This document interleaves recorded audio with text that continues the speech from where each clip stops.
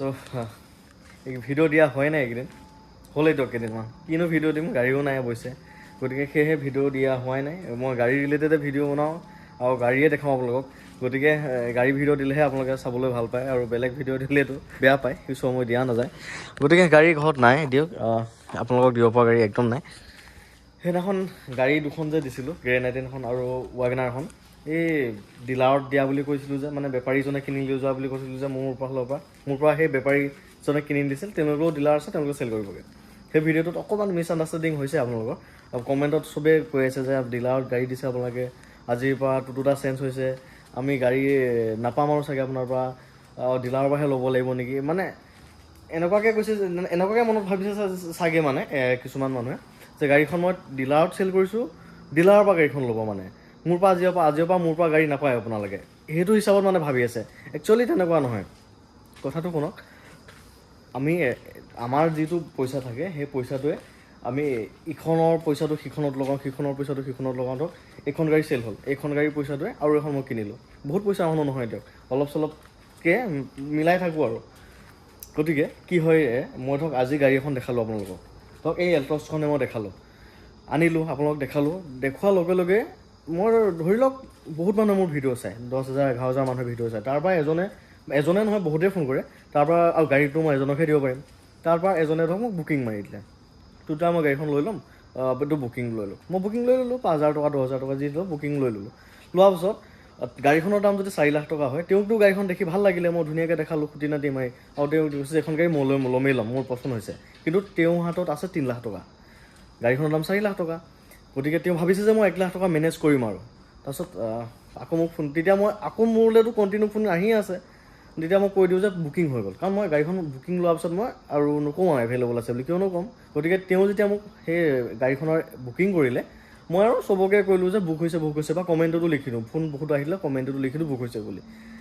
তেওঁতো সেই 3 লাখে আছে, 1 লাখটো তেওঁ মেনেজ কৰিম বুলি ভাবিছে যে মই হ'ব, মই গাড়ী লোৱালৈকে মেনেজ কৰি ল'ম, টুটুটাৰ পৰা 10 দিন 15 দিন সময় ল'ম। গতিকে তেওঁ 10 দিন 15 দিন সময় লৈ ল'লে, ময়ো গাড়ীখন 10-15 দিন বহাই থৈ দিলোঁ।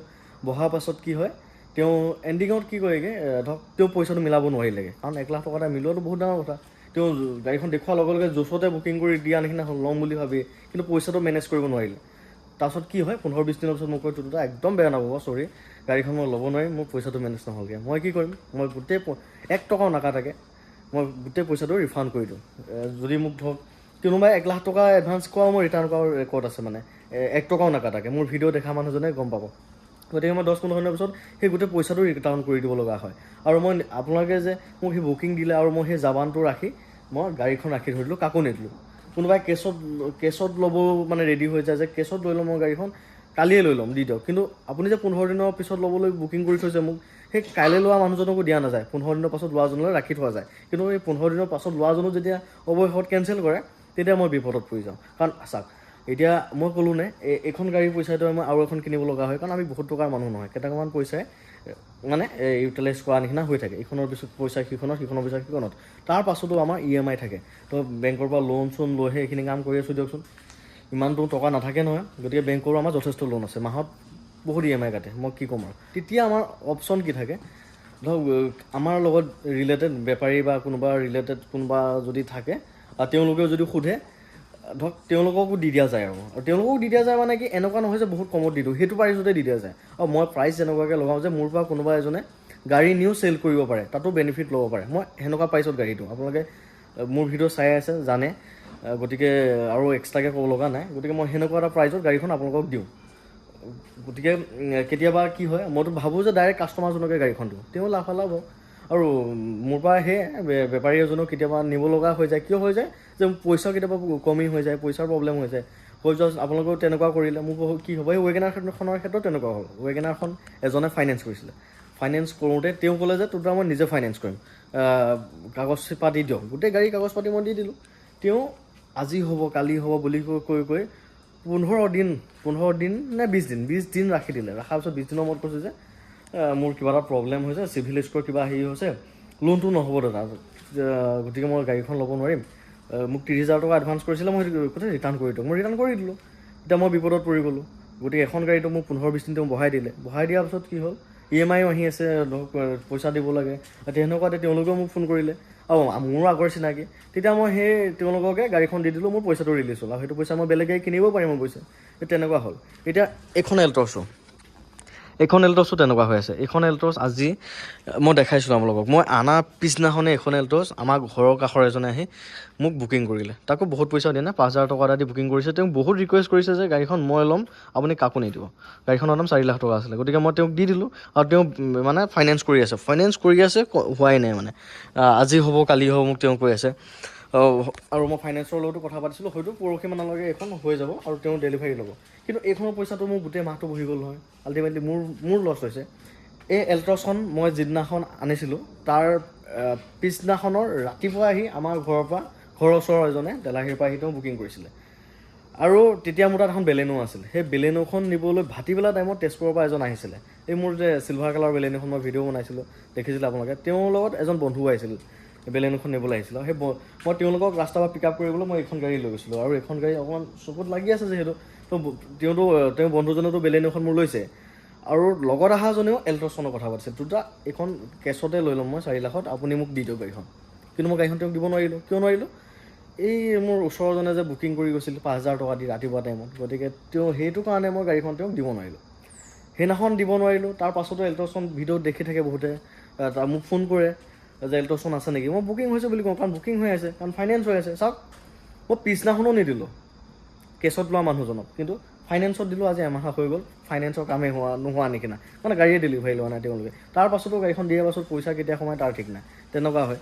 গতিকে এনেকুৱা মানে, গতিকে মই ছ'চিয়েল প্লেটফৰ্মত কাম কৰোঁ, মই জামানৰ খেলি মেলি কৰিব নোৱাৰোঁ, বা মোৰ বেকগ্ৰাউণ্ডত যিমান প্ৰব্লেম নাথাকক, যিমান কষ্ট নহওক কিয়, মই আপোনালোকৰ সন্তুষ্টতাৰ কথাটোৱে চিন্তা কৰিব লগা হয়, এনেকুৱা হয় মানে। গতিকে আৰু কিছুমান কথা কেতিয়াবা বৰ বেয়া লাগে। চাওক, গাড়ীখন মই অলৰেডি বহুত কমত দি আছোঁ, মোৰ পৰা বেপাৰী মানুহে গাড়ী নি চেল কৰিছেগৈ, চেল কৰিব পাৰে, কিন্তু এজন ঘৰুৱা মানুহে এনেকুৱা কিছুমান দৰদাম মাৰিব নহয়, বহুত বেয়া লাগে মনটো। মই সেই ৱেগনাৰখন যেতিয়া আনিছিলোঁ, বুকিংটো হৈছিলে, হৈ যোৱা পাছৰ কথাখিনি কৈ আছোঁ। তাৰপাছত দুই এজনে বহুত কথা পাতিছিলোঁ, তই গাড়ীখন মোক দি দিয়ক, 360 দিম, 370 দিম। 22 চনৰ ৱেগনাৰখন মই কিনিব পামনে 350, 360 বাৰু, নিজেও ভাবক কথাটো। গতিকে কিছুমানেতো 3 লাখ টকা বুলিও কৈছিলে। সেইকেইজন জেনুৱেন কাষ্টমাৰ নহয়, সেইকেইজন জেনুৱেন গাড়ী লোৱা মানুহ নহয়। কমেণ্টত কিছুমানেও লিখি দিয়ে 3 লাখ টকা দিম। চাওকচোন বাৰু, এনেকুৱা নেকি কথাটো? কোনোবাই আপোনাৰ সেই ভাল গাড়ীখন, আৰু আপোনালোকে জানে মই গাড়ী যি টি নথওঁ, মই একদম ভাল মানে মই খুচ হ'ব লাগিব, মই তেনেকুৱা গাড়ীখনে মই কিনো, মই তাত কম্প্ৰমাইজ নকৰোঁ। গতিকে আপোনাৰ নিজৰ ঘৰত যদি ধুনীয়া গাড়ী এখন থাকে, একদম টিপটপ কণ্ডিশ্যনৰ, আপুনি সেইখন গাড়ী অলৰেডি 8 লাখ 10 লাখ টকা দি কিনিছে, 2-3 বছৰ 4 বছৰ চলাই আপুনি সেই গাড়ীখন জানো মোক 3 লাখ টকাত দি পঠাব নেকি কওকচোন বাৰু, বা 3.5 লাখতে দিব নেকি? টিপটপ হৈ থকা গাড়ীখন আপুনি হ'লেও নিদিয়ে ন। গতিকে তেনেকুৱাই, মই যাৰ পৰা গাড়ী আনো তেওঁ মোৰ ভিডিঅ' চায়, আৰু মই যাক চেল কৰোঁ তেওঁ মোৰ ভিডিঅ' চায়। গতিকে ডিফাৰেঞ্চ বহুত একো নাথাকে। আৰু তাৰ পাছতো গাড়ী এখন আনি আপোনালোকক দিয়ালৈকে যথেষ্ট খৰচ থাকে। সেয়া আপোনাৰ ডকুমেণ্টছৰ খৰচ হওক, তেলৰে খৰচ হওক, মেকানিকেল কিবা থাকিলে সেয়াও কৰি দিওঁ, ফাইনেন্সেই হওক, বহুত কিছু থাকে। মই আপোনালোকক সৰু দাগ এটা থাকিলেও নিদিয়া নিচিনা, মই যিমানখিনি পাওঁ মোৰ ফালৰ পৰা মই কৰিয়ে দিওঁ, কাৰণ মানুহ এজনে গাড়ী এখন লৈ আছে, ছেকেণ্ড হেণ্ডে হওক লাগিলে, অকণমান নতুনত্ব এটা কৰি দিব পাৰিলে মোৰো মনটো ভাল লাগে। গতিকে সেইখিনি কৰোঁতেতো খৰচ যায়। গতিকে মই চিন্তা কৰিছোঁ আপোনালোকক ভাল বস্তু এটা দিওঁ, ভাল গাড়ী এখন দিওঁ, ভাল দাম এটা দিওঁ। তাতো যদি আপোনালোকে কিছুমানে, আপোনালোক বুলি কোৱা নাই, কিছুমানে উপলুঙা যদি কৰে যে গাড়ীখনৰ দাম যদি 4 লাখ টকা, এনেই যদি 3 লাখ টকা দাম মাৰে, 1 লাখ টকা ডিফাৰেঞ্চত দাম ক'ব পাৰে নেকি? ভাবকচোন আপুনি, কথাটো তেনেকুৱা মানে। গতিকে মোৰ ভিউৱাৰ্ছসকল আৰু মোক ভিডিঅ' চাই থকাসকলে বহুত মৰম কৰে, বহুত আদৰি লৈছে। গতিকে মই সদায় কৃতজ্ঞ আপোনালোকৰ ওচৰত। কিন্তু দুই এজন আছে জধা মধা কমেণ্ট, জধা মধা কথা, এইবোৰ ভাল নালাগে, এইবোৰ নকৰিব। এখন গাড়ী কিনি আনি আপোনালোকক দিয়া, ডকুমেণ্টছলৈকে সকলো কাম কৰি দিয়া ইমান সহজ কথা নহয়। আমি বহুত কেইখন গাড়ী চালেহে এখন মিলে। দেখিছে কিমান দূৰ ঘূৰি ফুৰোঁ, দেখা পায় নহয় আপোনালোকে। কোনোবাই এনেও মাতি দিয়ে, ভাল গাড়ী বুলি কৈ মাতি দিয়ে, 500-600 কিলোমিটাৰ গুচি যাওঁ, গাড়ী পচন্দ নহয় গুচি আহোঁ। গতিকে আপোনালোকে আহিলে গাড়ীখন নিবই পাৰে, তাকো হাঁহি ফূৰ্তি কৰি একদম সন্তুষ্টতাৰে গাড়ী এখন লৈ যাব পাৰে। কিন্তু আমি তেনেকৈ নোৱাৰোঁ, কাৰোবাৰ ঘৰত আমাক বহিবও নিদিয়ে, এনেকুৱা হয় মানে।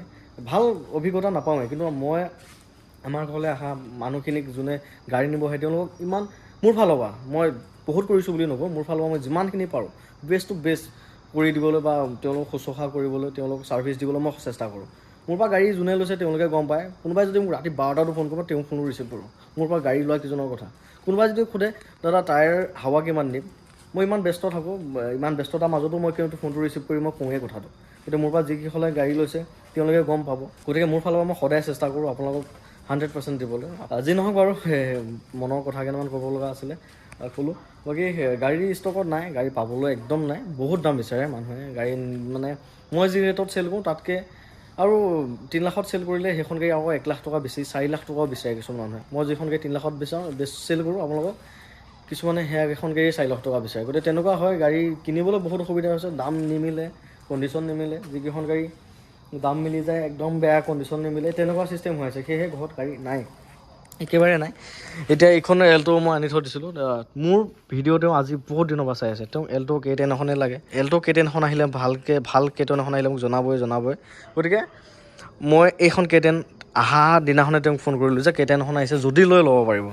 আৰু তেওঁ সেইটো মতে ক'লে যে মই লৈ ল'ম, পইচা অলপ কম হৈ আছে, গতিকে অলপ মিলাই পইচাখিনি মিলাই মই গাড়ীখন লৈ ল'ম। সেয়েহে মই আপোনাক কাকো দিয়া নাই, মানে কাকো কোৱাও নাই গাড়ীখন দিম বুলি। কিন্তু গাড়ীখন বহি আছে ইমান দিন ধৰক, আৰু মই তেওঁ গাড়ীখন পাওক বুলি ময়ো ভাবি পেলাই মই কাকো আপোনালোকক দেখুৱাও নাই। এইখন গাড়ী মই নাথাকা বস্তুটো ঘৰত আহে, দুই এজন আহি গাড়ীখন চাই বুকিং হৈছে নেকি বা বুকিং কৰিম বা কিবা মানে দৰ দাম কৰে, মইতো বুকিং হৈছে বুলি কৈ থওঁ, এনেকুৱা হয় মানে কথাটো।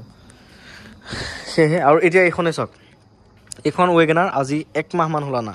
এইখন গাড়ীত মোক প্ৰায় তেওঁ 1 লাখমান টকা দি কৈছে যে তোতা মই এইটো মাহৰ লাষ্টত গাড়ীখন ল'ম, মানে জানুৱাৰীৰ লাষ্টত গাড়ীখন ল'ম বুলি ক'লে। গতিকে মই সেই 1 লাখ টকাটোত গাড়ীখন থৈ দিছোঁ। কিন্তু এইখন গাড়ীৰ কাৰণে বহুতে ফোন কৰি আছিলে, বহুতে ল'ম বুলি কৈছিল পিছদিনাখন। একচুৱেলি যাৰ নচিব য'ত থাকে তেনেকুৱা হয় আৰু মোৰো ভাল নালাগিল, কাৰণ সেই ল'ৰাজনে মোৰ ঘৰত আহি ইমান দূৰৰ পৰা আহি বাইক লৈ আহি ঘৰত গাড়ী চাই মোক এডভান্স দি গৈছে। গতিকে এমাহৰ পিছতে লওক আৰু, উপায় নাই তেওঁ। গতিকে তেওঁ নচিবতে আছে যিহেতু। কিন্তু এইখন গাড়ী মই ভিডিঅ' দিয়া 2-3 দিনতে লোৱা মানুহো আছিলে, 2-3 দিনৰ পিছতে লৈ যোৱা মানুহো আছিলে। কিন্তু মই তেওঁ ল'ব বুলি 1 মাহ ৰাখি থৈ দিছোঁ। এই চিষ্টেম মানে হয়, গম পাইছেনে? আৰু সেইকাৰণে পইচাও প্ৰব্লেম হৈ যায়গৈ গাড়ী ল'বৰ কাৰণে। বাকী যি নহওক বাৰু, মনৰ কথা মই কেইটামান ক'লোঁ। গাড়ী নতুন আহিলে আপডেট দিমেই, দিছে নাই গাড়ীৰ কাৰণে ৰাইজে ফোন কৰিয়ে আছে। কিমান ফোন ৰিচিভ কৰিব আৰু, গাড়ী নাই, একো নাই আপোনালোকক দিবলৈ।